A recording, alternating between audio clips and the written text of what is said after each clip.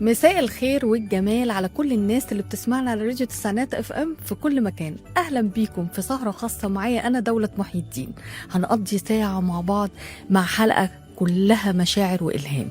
كل سنة وانتم طيبين وكل سنة وانتم مبسوطين، وخلينا نبدأ بداية مشرقة كلها رضا وكلها إنجازات وكلها سعادة.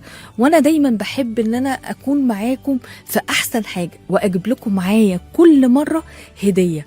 والحقيقة إن أنا ضيفتي النهاردة هتكون هدية لينا كلنا إن شاء الله. الهدية النهاردة خلينا نتفق إن إحنا كلنا بنبدأ السنة الجديدة بأمنيات وبأحلام وبنقعد نكتب، بس الحقيقة إن إحنا ما بنشوفش اللي جوانا. تعالوا السنة دي نشوف إيه اللي جوانا. اللي جوانا بيبقى خوف من الفشل، ولا أمل إحنا مش عاملين له تخطيط ولا عاملين له أي رؤية إن إحنا نشوفه، ولا ذكريات إحنا عايشين فيها. تعالوا كده نبدأ النهاردة أحلامنا بقوة، عاوزين نبدأ من جوانا بقوة. النهاردة معانا ضيفة عرفت تبدأ كل يوم من حياتها بقوة جديدة، حولت كل ألمها وكل فقدها وكل مرضها لقوة جديدة وإنجازات في حياتها. النهاردة أنا مش معايا بطلة خارقة ولا معايا بطلة وممثلة، لا أنا معايا إنسانة حقيقية. النهاردة هتكون معانا ضيفتنا دكتورة دعاء زكريا، دكتورة أستاذ طب عين شمس، الجهاز الهضمي والكبد والتغذية العلاجية، رئيسة الجمعية المصرية للطب الوظيفي. هتكون معانا النهاردة في حلقتنا، وهتكون حلقة كلها إلهام ومشاعر. خليكم معانا واوعوا تروحوا في أي حتة. يلا بينا هنسمع ونرجع تاني.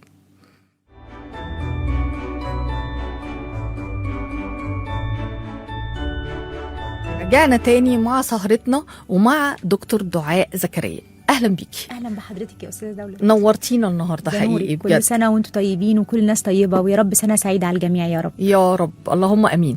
اول حاجه عاوزه اسالها لك، ازيك يا دكتور دعاء؟ الحمد لله، فضل ونعمه. اخبارك ايه؟ في فضل كبير من ربنا، الحمد لله يا رب دايما. طيب قبل ما بتبداي تستقبلي السنه الجديده، قلبك بيبقى عامل ازاي؟ وبتحبي تبدايها كده بحاجه معينه انت بتبقي ناويه عليها كل سنه؟ هو السنه الجديده بالنسبه لي طاقه البدايه. أيوة. وده حاجه بتتغير كل اسبوع وكل شهر وكل يوم على فكره. لو عايزين نستلهم روح البدايه دي، مجرد ان الشمس بتطلع علينا من جديد فيها الطاقه دي. بس موضوع النيو يير والكريسماس انا شخصيا عندي قصه معاه. أيوة. انا عندي موسم كده انا بسميه موسم تفتح ازهار القلب، من 15 ديسمبر ل 15 يناير. حلو قوي. في الكام يوم دول كل الحاجات الحلوه اللي في حياتي بتحصل في التوقيت ده. ما انا عشان كده بقول لك قلبك عامل قلبي ازاي؟ دايما بيبقى بيحاول، هو بقاله كام سنه يعني مش مبسوط قوي، بس بيحاول يستلهم الفرحه لان ده وقت فرح، يعني طاقه السنه الجديده. وشخصيا انا مرتبطه معايا، انا اتجوزت خالد وعيد ميلاد خالد وخلفت عمر وعيادتي وكل الخطوات الحلوه سبحان الله ربنا بيعتلي في الميعاد ده. فده سيزون افراح بالنسبه لي. الحمد يمكن لله. مش عارفه اعيشه زي زمان بنفس الفرح، بس بنفس الامل. ايوه هي دي اهم حاجه. طب اول حاجه بتيجي على بالك لما بتقولي كلمه نجاح بتكون عباره عن ايه؟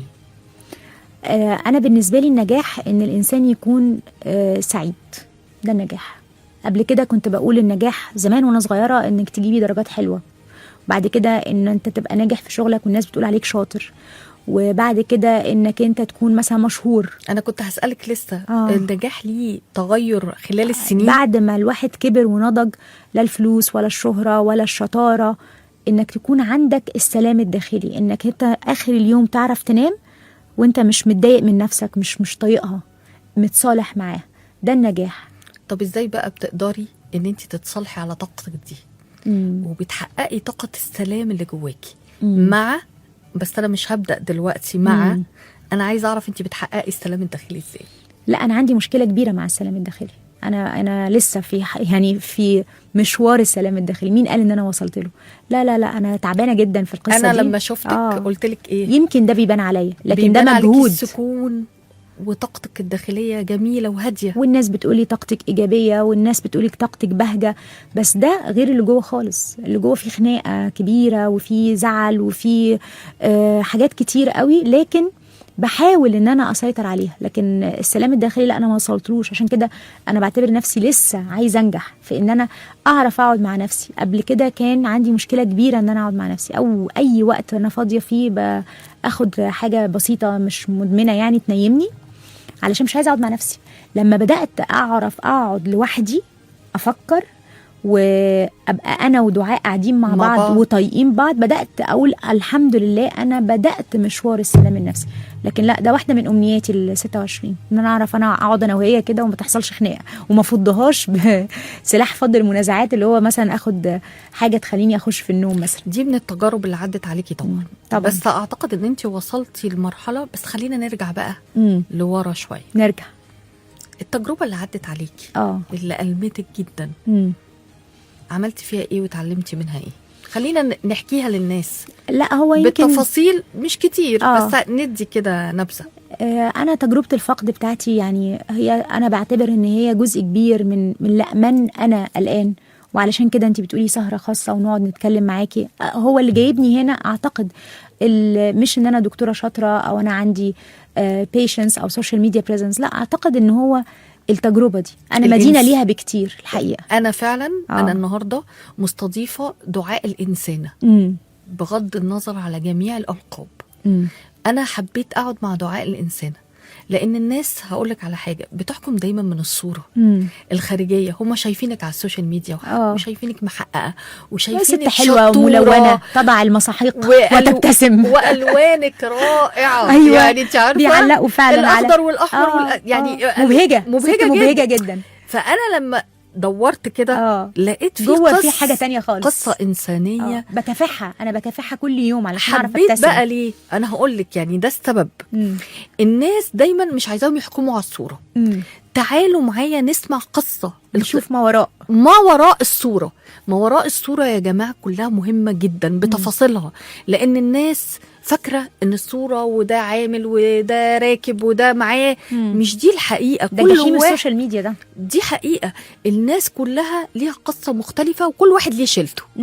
فتعالوا معايا نتعرف اكتر على دعاء الانسانه النهارده، وده اللي انا حابه يطلع معانا بقوتها، بنقط ضعفها، ازاي حولت كل التحديات ومفترق الطرق عندها لقوة. وهو ده اللي عجبني جدا، لأن الناس كلنا بنعدي وكلنا بنقف ساعات قدام المراية ونقول إيه؟ إحنا مش قادرين.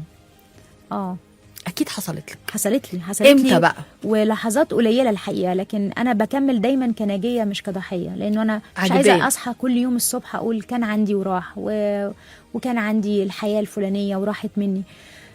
بصي احنا بنتكلم عن تجربة الفقد. انا عجباني ان انت بتقولي كلمة واحدة وعجباني جدا، ناجية. لان الناس بتعيش في قصة الضحية كتير.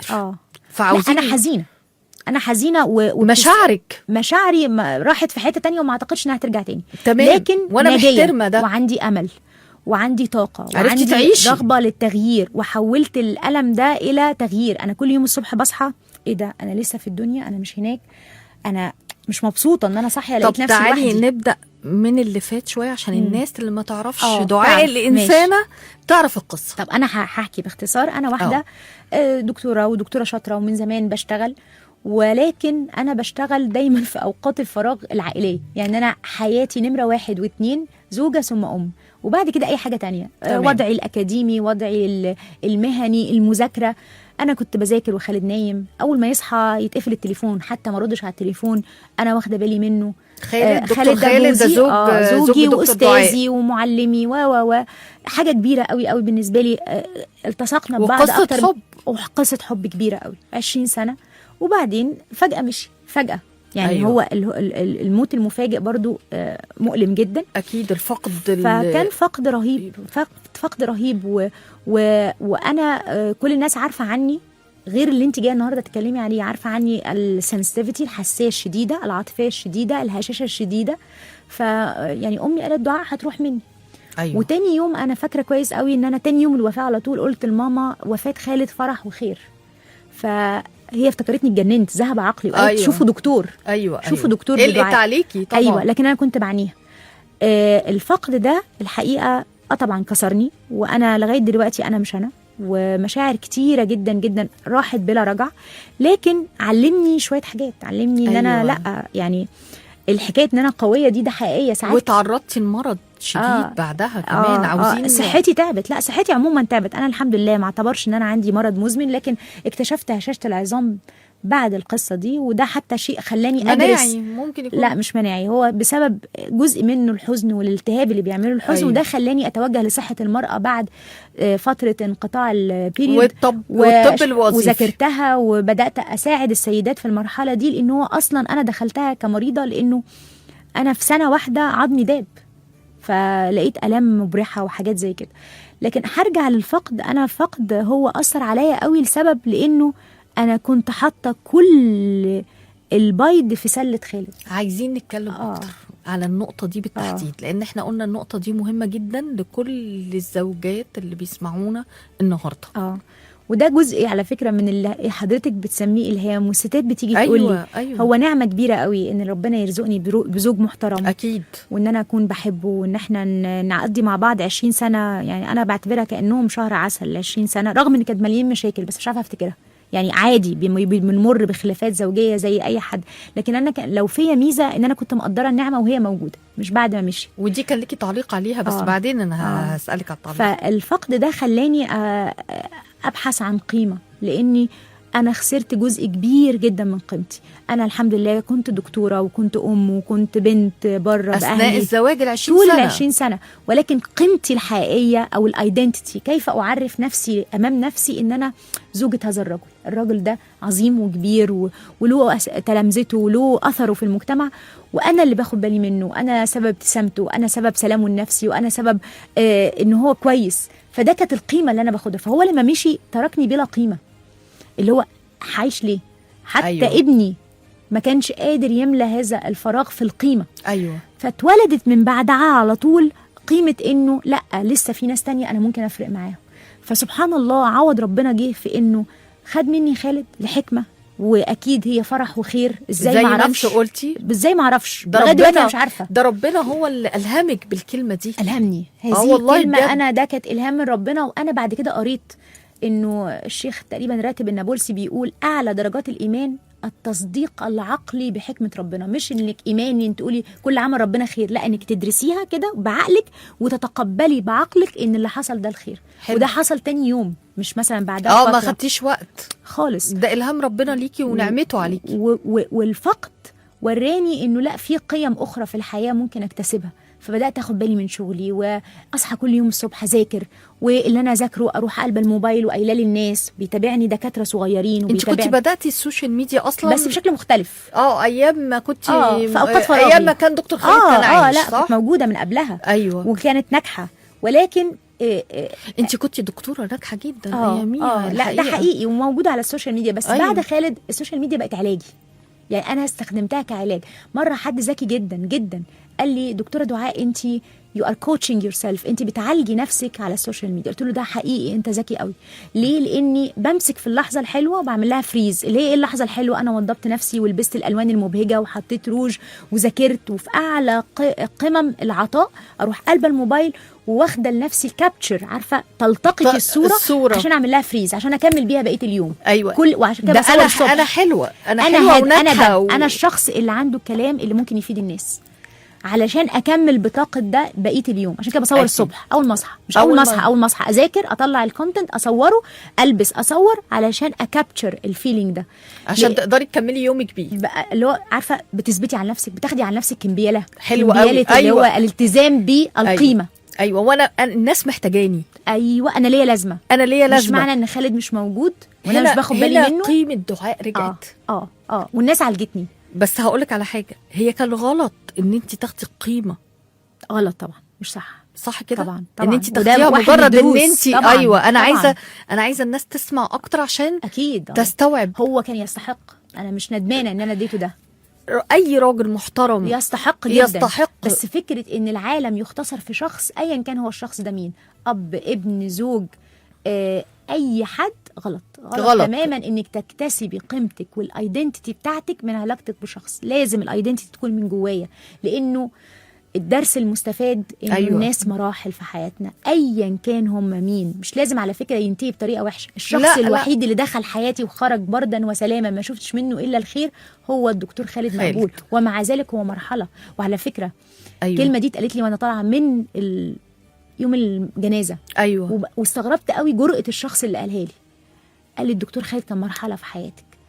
أنا وقتها غضبت منه، بس النهارده لقيته انه بيقول كلام صح، رغم ان هو عارف قد ايه انا بحبه. لا بس هو عاوز يقولك ايه، ما تموتيش، ايوه ما تحزن، ايوه هي مجرد مرحله وانت ليكي مراحل تانية في الدنيا. مراحل تانية في الدنيا، هو موجود بس بشكل اخر. اكيد سيرته انت يعني ما ببطلش، سيرته اهي موجوده وبتحكي عنه. انا جايه النهارده فرحانه علشان انت قلتي لي هنتكلم على الانسانه، لو ما قلتي انسانه انا عارف ان انا هتكلم عن خالد. صح. انا النهارده جايه لابسه قميصه علشان انا فرحانه ان انا بتكلم عنه وعايزاه معايا، عايزاه حاضني على جلدي. ربنا يرحمه. فهو موجود وحبه موجود، بس الحب من ضمن الحاجات برضو اللي انا الفلسفه اللي انا بقتنع بيها انه الحزن هو ثمن الحب، هو وجه اخر للحب. يعني الحزن هو حب مش عارف يروح فين، فهو نفس عملتين وجهين لعمله واحده. فحبي لخالد هو تحول لحزن، وانا الحزن ده شيء نبيل على فكره، وانا حباه طالما مش بيعطلني، طالما مش بيحرقني، طالما هو منورني، مش قاعده في اوضه ضلمه وقافله عليكي. لا هو ده اللي انا بتكلم فيه دايما. لا. اقول يا جماعه لازم نتحرك كده. ايوه لازم نتحرك. وعايزه اغوص في الحزن لغايه اخره، مش متضايقه منه لاني بطلع منه الحلو. زي بالظبط البحر لو نزلتي للاخر في احتمال انك تغرقي وفي احتمال انك تجيبي اللؤلؤه. صح. فهي نفس الرحله، لكن على شرط انت رايحه تعملي ايه. فانا بجيب اخر الحزن علشان اطلع مني، لان دي مشاعر نبيله جدا وانا ممتنه ليها. يعني انا من ضمن الحاجات اللي انا بحب امارسها، لو هتساليني على رياضتي الروحيه المفضله، رياضه الامتنان. انا ممتنه لكل لحظات الانكسار والضعف والحزن والاكتئاب، لانها طلعت مني شخص حساس، شخص بيفهم الناس، شخص قادر انه يخاطب الانسان مش المريض، الروح مش الجسد. علشان كده كل يعني المرضى عندك كلهم بيدخلوا يقولوا لك انت قريبه مننا جدا.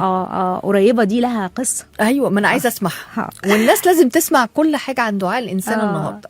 انا حريصه جدا. يوم من الايام جات لي مريضه وقالت لي كلمه انا يعني طيرتني، لو مليون جنيه دولار زي ما انت سميها. قالت لي انت قريبه كل الناس، انت قريبتنا كلنا، انت قاعده في بيوتنا كلنا، الاخت والزوجه والام والصحبه. لا انا بتكلم مع الناس. فانا لحظتها شعرت عارفه قلبي فتح كده، يا ربي على عوضك، لاني انا في 20 سنه العالم كان بالنسبه لي شخص واحد، الباقيين دول كلهم كنت بابل مقفول عليكي. بابل انا وهو قافلين على بعضينا مع الناس كلها، وانا كنت اجتماعيه بطبعي قوي قبليه. قوي. وهو اجتماعي جدا ولكن يحب يعمل بابل. فدخلني جوه البابل وقال لي انا فاكره كويس اول ما اتجوزنا، قال لي وانا متجوز مؤسسه، تليفونك ما بيبطلش، مشاويرك ما بتبطلش، لا انت بقى ليكي بيت وبقى ليكي يعني شريك وطرف تاني، فاحنا التصقنا ببعض كده. فلما هو مشي الفراغ اللي عمله كان محتاج حرفيا مليون بني ادم يملوه. فهذه السيده الجميله لما جت قالت لي قريبه كل الناس، انا فرحت قوي باللقب ده وحطيته حتى على السوشيال ميديا. ليه؟ لانه انا محتاجه عائله، لاني انا 20 سنه زوجه وام، وفي اوقات الفراغ اذاكر، في اوقات الفراغ اتدكتور. فجاه صحيت لقيت نفسي لا زوجه حتى كأم، ربنا يخلي لي ابني يا رب ويحميه ويحفظه، بس هو بقاش محتاجني، عنده 20 سنه. ايوه ربنا يحميه. ولد.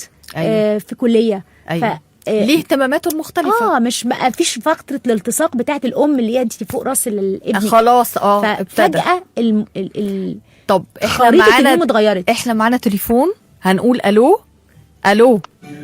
السلام عليكم يا استاذه دولة. وعليكم السلام ورحمه الله وبركاته. اهلا بيكي. انت مستضيفه الدكتور. الو. ايوه اهلا بيكي. ايوه كل سنه وحضرتك طيبه. وانت طيبه يا حبيبتي. كل سنه وانتوا طيبين وبخير يا رب. احنا وانت يا رب. يا رب. عرفت مستضيفه الدكتوره دعاء النهارده. ايوه قلت لازم اسلم عليها. ما هي بتقول انا قريبه الناس كلها حقيقي بجد يعني. اهلا وسهلا. لا مش قريب، هي حبيبه الناس كلها. شفتي حبيبتي؟ اهلا وسهلا بيكي. معاكي دكتور دعاء، معاكي. اتفضلي. ازي حضرتك؟ اهلا وسهلا بيكي يا فندم. انت دكتوره، احلى دكتوره. بصي مثقفه وعندك معلومات حلوه قوي، وما بتستخسريش وقتك في الناس ابدا. ربنا يخليكي. لا، انا ربنا بعالج يخليكي نفسي زي ما قلت، انا اعترفت دلوقتي انا بعمل كده. نمره واحد طبعا عشان حلو نشر العلم والاثر، بس انا في ربنا الاول يكرمك. كنت باخد بالي من نفسي ان انا يستمر ان انا ليا لازمه في الحياه، فخلقت هذا الباث واي علشان اكمل افضل عايشه. طالما ربنا سمح ان هو يمشي وانا افضل موجوده، خلاص حاضر يا رب، انا هفضل موجوده طالما انت عايز كده، اكيد للخير. أكيد. هستخدم، بدعي ربنا كل يوم ان هو يستخدمني. فانا بشكرك رب، انك انت يا شايفاني رب. مستخدمه، دي نعمه كبيره لا قوي لا قوي قوي. مستخدمة، لا ومستخدمة صح جدا، وما بتستخسريش أي حاجة في جمهورك وفي المرضى بتوعك. غير كده بقى موضوع إن حضرتك وفية جدا لزوجك ربنا رحمة يكرمك. الله عليه. الله يعني يرحمه. أنا عايزة أقول لك أنت حببتينا في الدكتور خالد من غير ما نشوفه. الله ناس يرحمه. كتير. أيوة، ناس أيوة. الله كتير. يرحمه. الله ناس يعني كتير. ده بس في ميزان حسناتك لوحده كفاية. إن ربنا أنت يخليكي. بتكوني السبب إن الناس كلها بتدعي له ربنا يرحمه. انا ده يعني اكتر حاجه محبة بتفرحني، اكتر حاجه بتفرح، بحس ان انا بهديه ومش بس كده، ده آه، بخلي الناس كلها بجد. تهديه. ده لا حقيقي. بجد انت ده بتخلي حقيقي. الناس كلها تهديه. انا سمعت كمان الحلقات بتاع مشوار حضرتك معاه. لا هو ملهم جدا، ربنا يعني يرحمه يا رب ويبارك لك في صحتك يا رب، ربنا وفي يخليكي. ابنك تفرحي بيه يا رب، ومواضيعك الجميله اللي دايما بتتناوليها، اذا كان الفايبروميالجيا ولا المينيبوز. احنا كنا حاسين ان احنا لوحدنا، محدش حاسس بينا، ومهما نروح لدكاتره هم مش فاهمين احنا بنقول ايه اصلا. فلا انت حسستينا لا هو في حاجه اسمها كده وليها علاج. الحمد لله. هو ربنا ما بيعملش يعني، حتى لما شفتي بقى حب عييت شفتي كان له حكمه.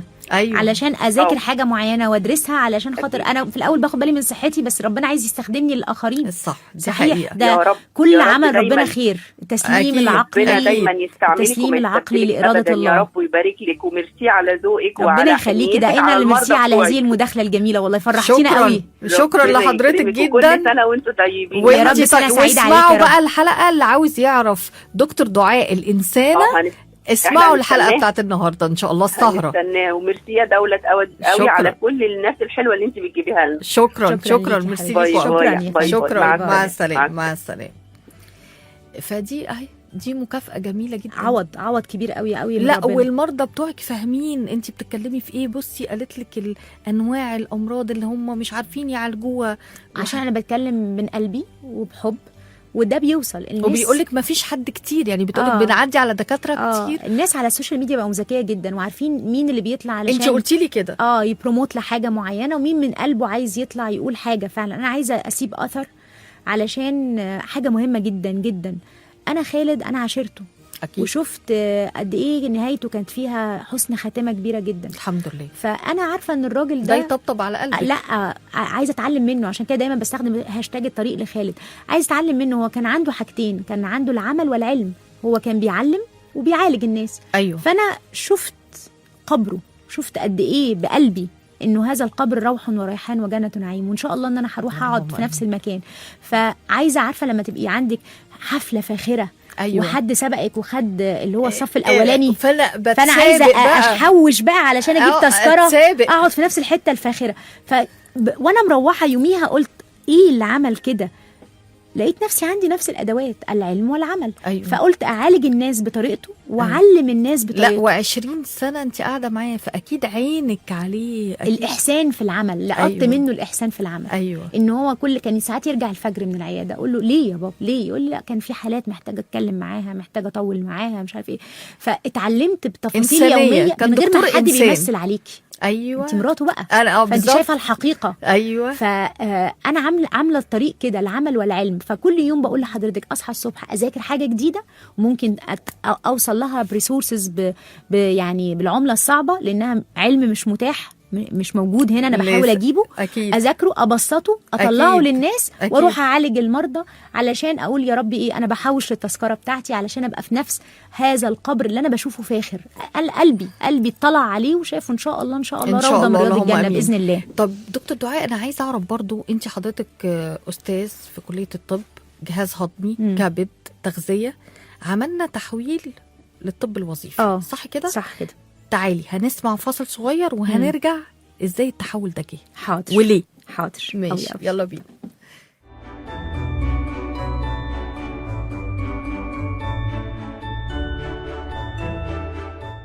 ورجعنا لكم تاني مع سهرة خاصة بمناسبة السنة الجديدة، ومعانا دكتور دعاء زكريا، وهنكمل الحوار، والحوار من القلب، وعاوزين اكبر قدر من الاستفاده من دعاء الانسانه والطبيبه النهارده ان شاء الله. تعالي قولي لي ايه التحول اللي حصل في مشوارك من الطب، من استاذه في طب القصر العيني؟ مراحل، انا عديت في مراحل. لا انا في عين شمس، الجهاز في عين شمس، من الجهاز الهضمي والكبد للتغذيه العلاجيه للطب الوظيفي. هم 3 محطات. ايوه. ووراهم قصه الحقيقه. انا عايزه يعني أسمع. اول حاجه، انا عندي شغف من قبل ما ادخل كليه الطب بالاكل، انه الاكل ده انا شايفه ان هو جزء مهم، تغذيه. تمام. وبعدين قعدت في طوال سنوات الدراسه ادور عليه، لقيت مقتطفات قصيره جدا. قلت ان شاء الله لما اتخصص هيقولوا لي.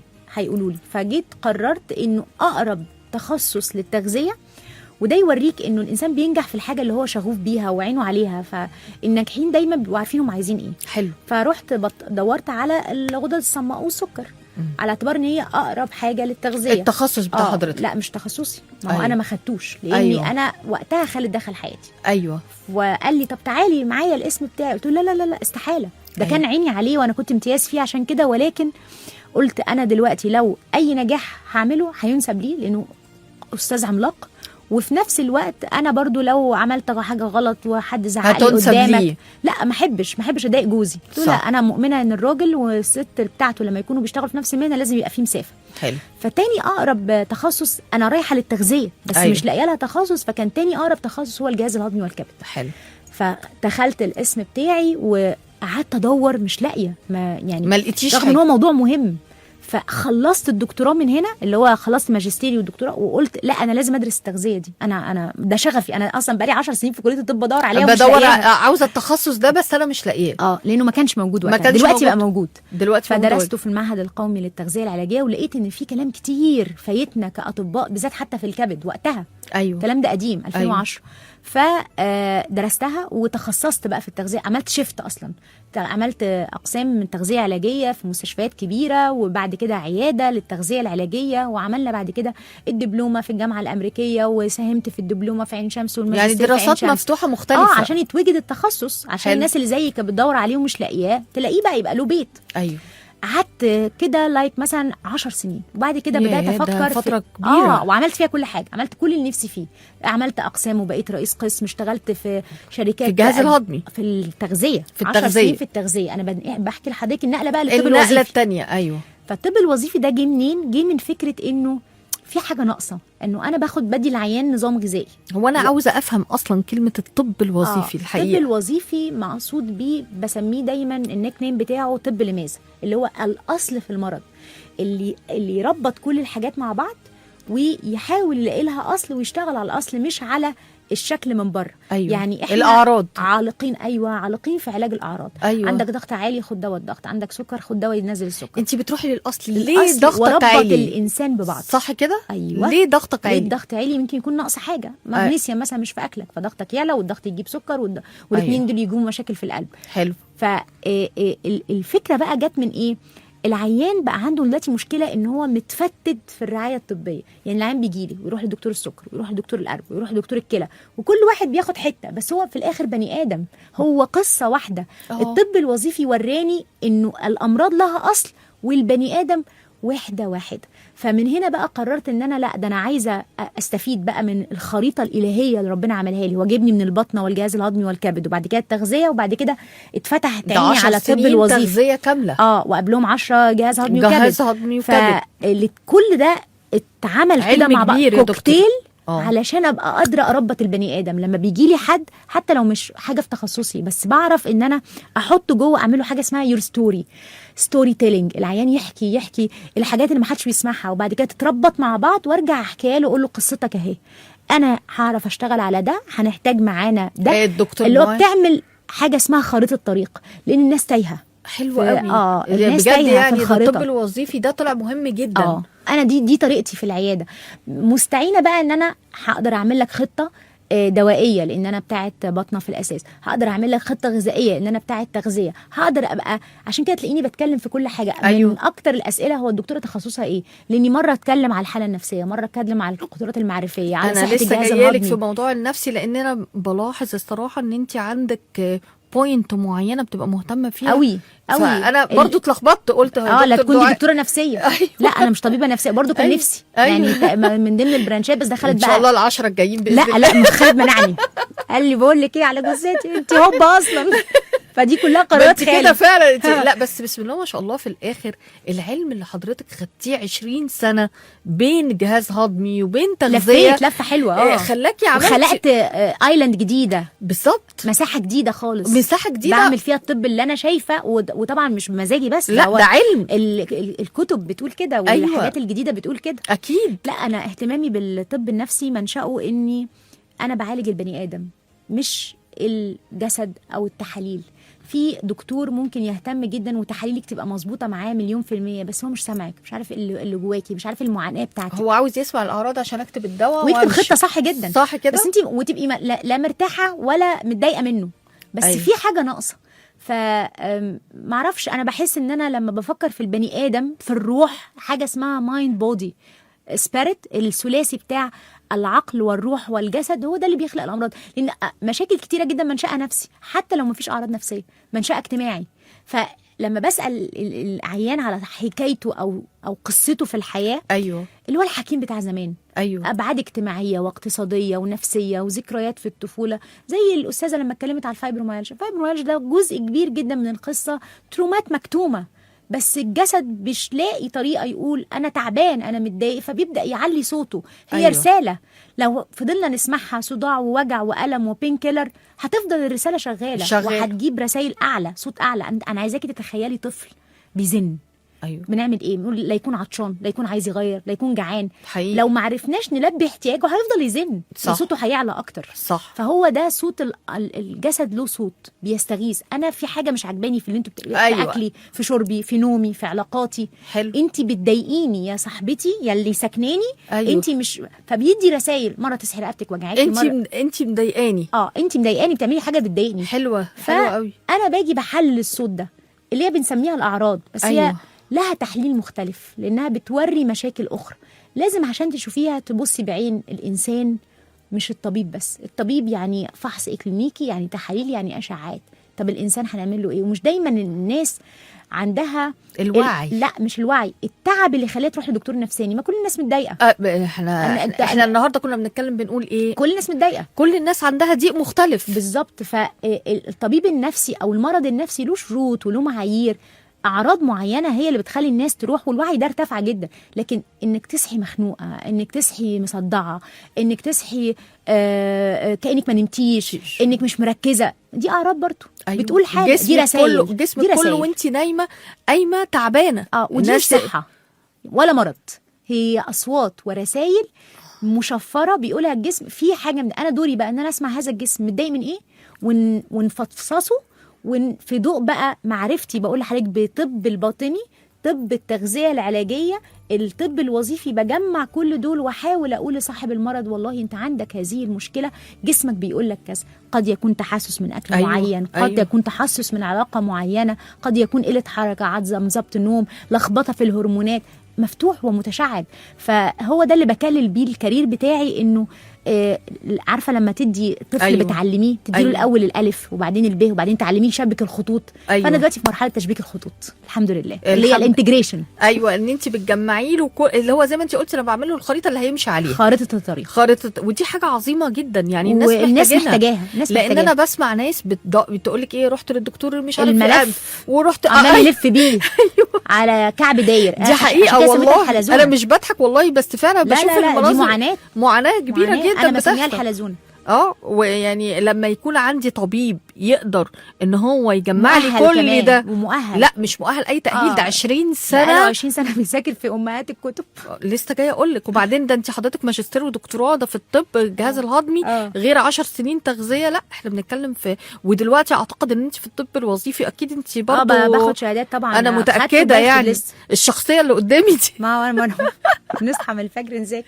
ايوه. شوفي لحد امتى وانت بتصحي؟ لازم. ما هو ده، لا هي الطب كده، دي واحده من مش مساوئه، بس هي دي من الصفات الاصيله في المهنه دي، لانه بيتغير بسرعه. مش دي المهنه بس، برضو انت عارفه كل واحد ناجح زي حضرتك كده، ربنا يكرمك، الله يخليكي.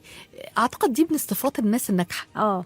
صح. ان هو يبقى عايز يبقى ناجح بقى updated، في اي حاجه، بيشتغل والله على لو نفسه. حتى كان ابسط مهنه ممكنه، بس ايوه بيطور نفسه. بيطور نفسه كل يوم انا دايما بقول لنفسي كل يوم قبل ما انام انا بسال نفسي هو النهارده انا اتطورت عن ايه في امبارح، بقارن نفسي بنفسي النهارده دعاء امبارح غير دعاء النهارده. اليوم اللي بنام فيه على المخده ما عملتش اي انجاز ايا كان هو ايه، قريت حاجه جديده، قلت حاجه جديده، عالجت عيان، اهتميت بصحتي، مشيت، تريضت، اليوم اللي بلا انجازات ده يوم مفقود من العمر وبيجيب لي بيحزني على نفسي، لانه اغلى ما يملكه الانسان هو الوقت.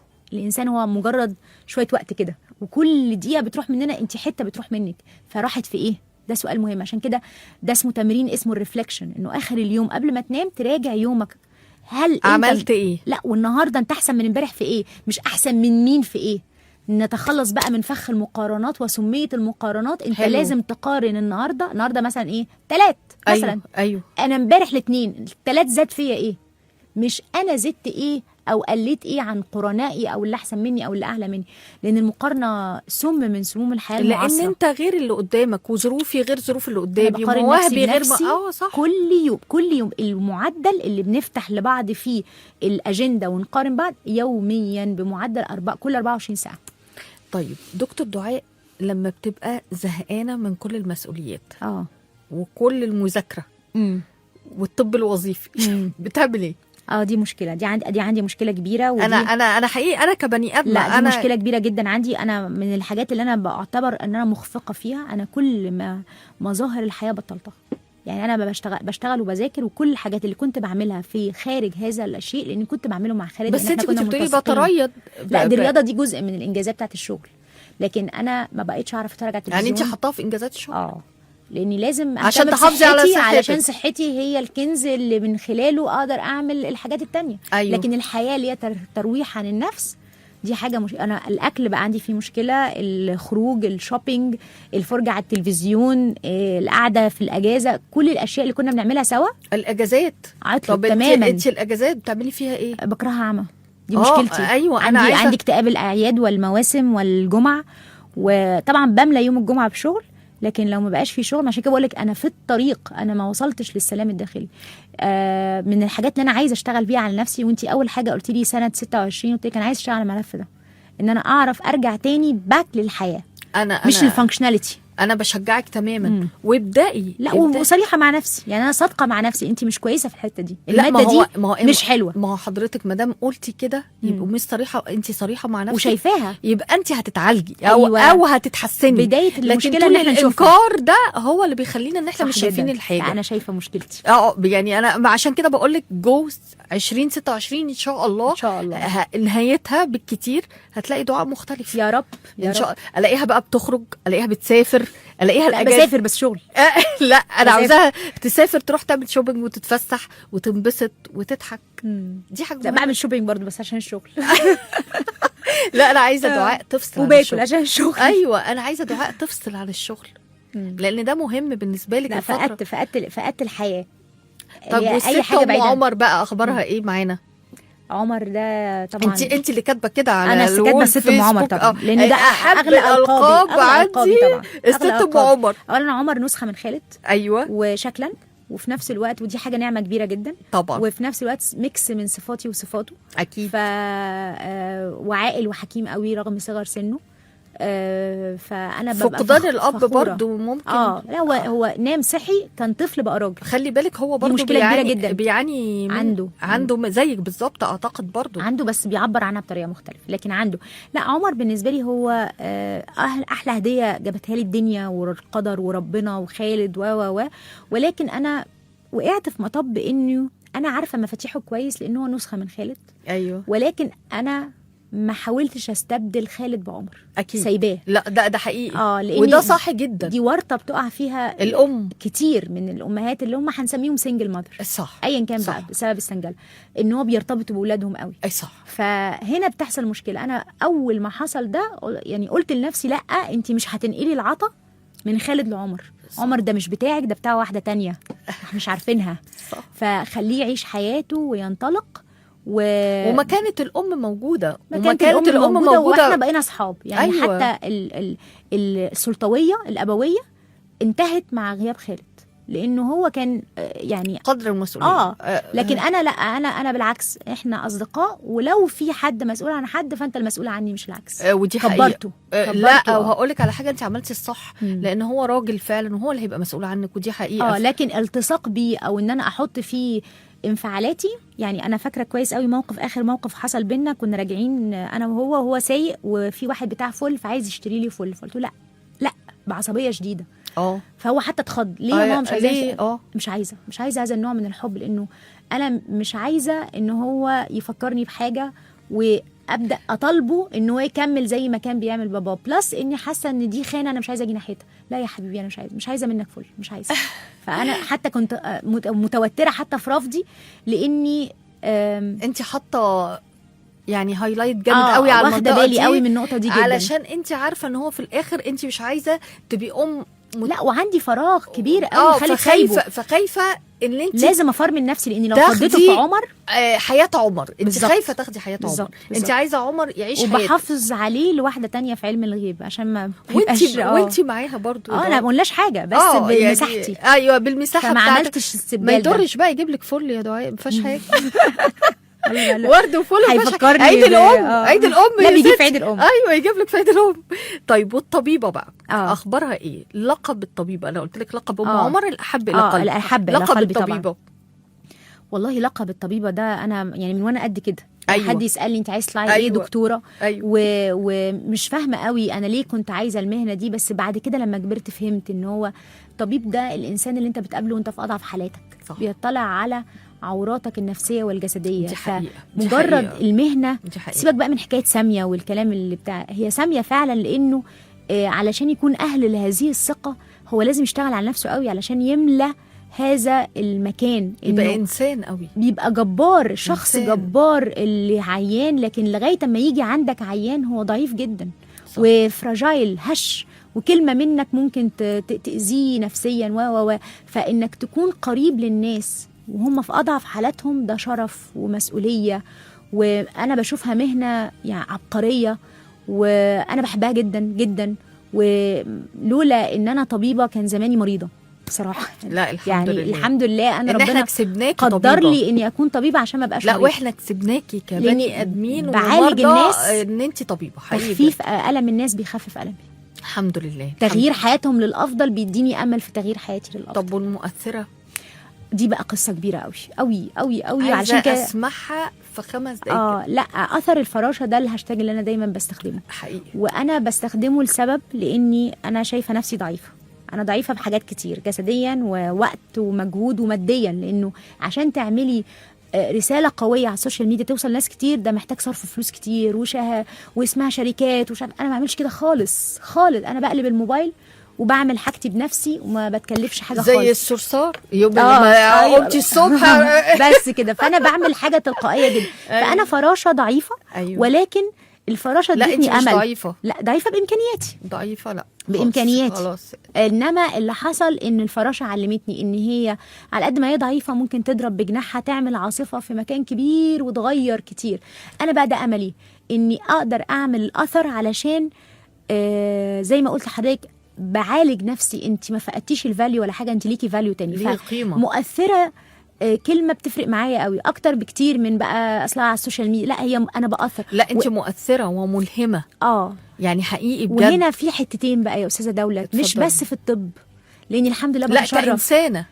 انا من اكتر الحاجات اللي بتخلي روحي ترقص من الفرحه لما تيجي واحده ست تقولي انا جات لي القصص دي حقيقيه، وقالت لي انا كنت واقفه مع جوزي على الطلاق، لولا فيديوهاتك انت حافظتي على بيتنا لما خليتيني اشوف النعمه من قبل ما افقدها. انت كنت مهتمه ان انت تقولي لي الكلمه دي. الالهام ده جه منين؟ انا ما كانش في بالي شويه. انا اتكلمت كتير عن خالد وعن الراجل المحترم وعن علاقتنا وعن الزواج المحترم من باب ان انا بحكي كإنسانة، بتفضفضي، مش ان انا واعظه زي ما احنا بنفضفض كده النهارده. صح. فده وصل للناس لانه حقيقي، لان زي ما قلت لك الناس اذكياء جدا جدا، فعرفوا انه انا ما عنديش اي غرض، فصدقوا، فخدوا الدروس.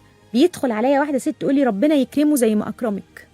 انا ده حاجه بتفرق معايا جدا جدا. إن الناس اصلها كفرت بالحب، والجواز بقى ما انا عاوزاكي الناس توضحي بتتكلم عشان على انت الطلاق اكتر بكتير من الجواز. بالظبط.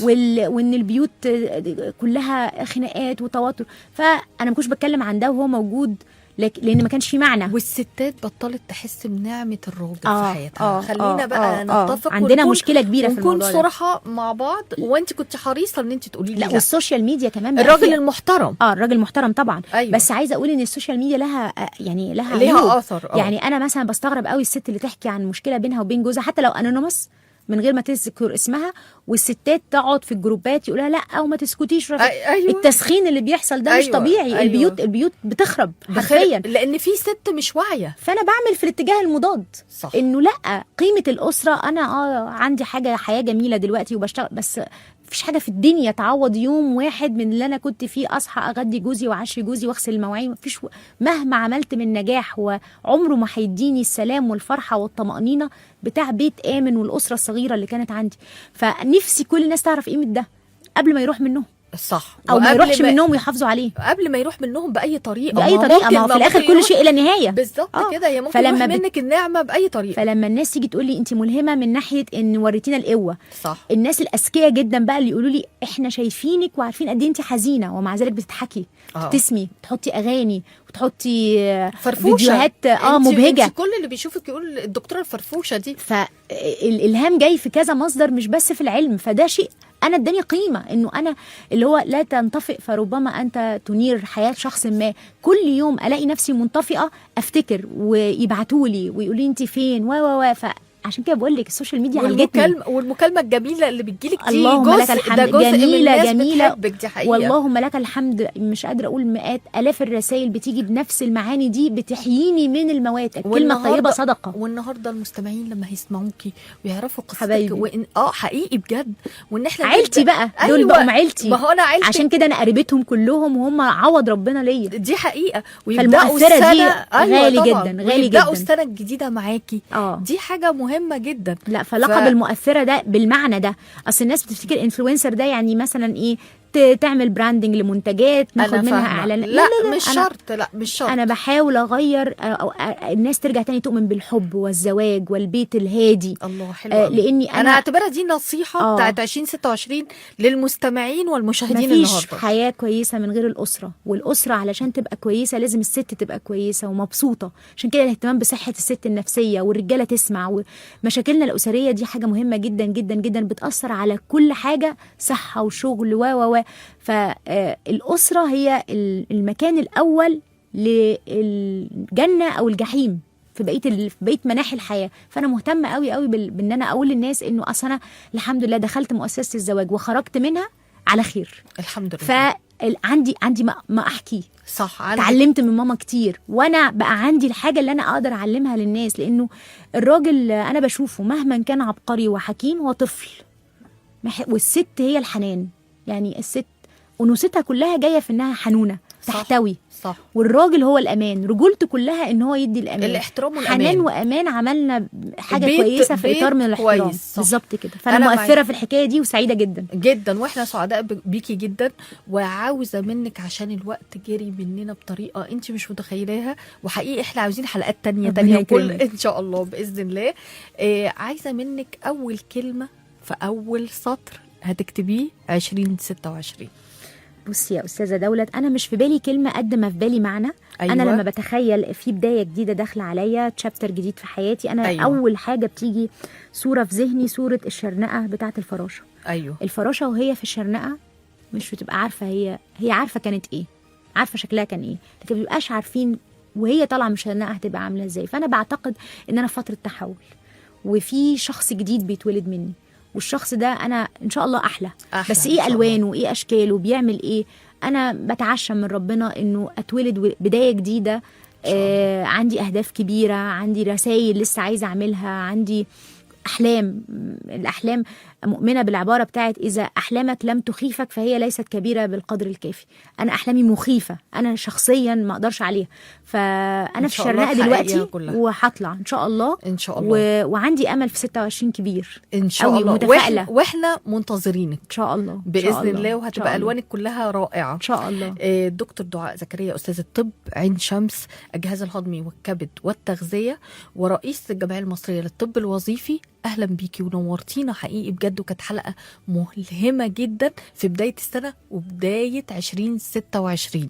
شكرا. أنا اللي سعدت جدا خليتيني أطلع كلام من قلبي وأتكلم لأول مرة حديث مطول بعيدا عن الطب أو قليل من الطب، كثير من الإنسانية. وأنا تجربة جميلة وأنا مستمتعة بيها جدا، وكل سنة وحضراتكم طيبين وسنة سعيدة علينا يا رب، متفائلة بيها قوي قوي قوي قوي قوي قوي ليا ولكل الناس. فخدوا مني طاقة التفاؤل دي. صح، واحنا عاوزين نختم بأحلى جرعة تفاؤل مع دكتورة دعاء زكريا، وكل سنة وانتم طيبين ومبسوطين دايما وسعداء وملهمين ومؤثرين وكل الحاجات الحلوة. وكنت معاكم دولة محي الدين. باي باي.